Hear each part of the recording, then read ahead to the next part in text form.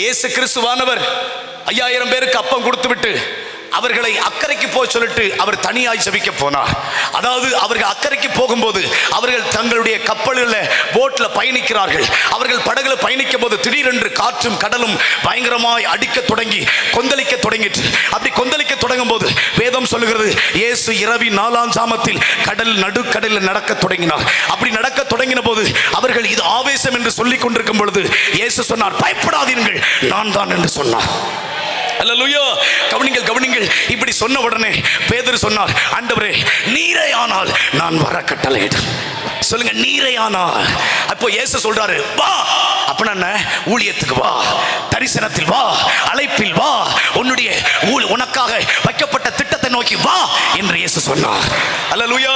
இப்போ தேவ சத்தத்தை கேட்டவன், கர்த்தருடைய அழைப்பை புரிந்து கொண்டவன், கர்த்தருடைய தரிசனத்தை புரிந்து கொண்டவன், கவனிங்க, இப்போ தன்னுடைய காலை எடுத்து விசுவாசத்தோட அழைப்பில் வைக்கிறான், விசுவாசத்தோடு ரட்சிப்பில் வைக்கிறான், விசுவாசத்தோடு தன்னுடைய கர்த்தர் வைத்த நோக்கத்தை வைக்கிறான். வேதம் சொல்லுகிறது, அப்படி அவன் நடந்து போய் கொண்டிருக்கும் பொழுது பைபிள் சொல்லுகிறது, அங்கே காற்றையும் புயலையும் கண்டு அவன் பயந்தான், பாதியிலே மூழ்கினான். எத்தனை பேருக்கு நான் சொல்றது புரிகிறது? பயம் எங்கே இருக்கிறதோ அங்க விசுவாசம் தடைபடுது. எத்தனை பேருக்கு நான் சொல்றது புரியுது? விசுவாசத்தோடு பயணித்த உங்களை எது பின்னிட்டு பார்க்க வச்சு தெரியுமா?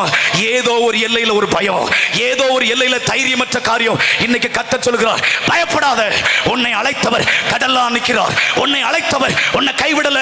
இதோ இன்றைக்கு கர்த்தர் சொல்கிறார், நீ தைரியமா புறப்பட்டு வா, உன்னை கொண்டு நான் உனக்கு சொன்னதை செய்யும் அளவும் உன்னை நான் கைவிடுவதில்லை, உன்னை கொண்டு எதை சொன்னேனோ அதை நிறைவேற்றுவேன்.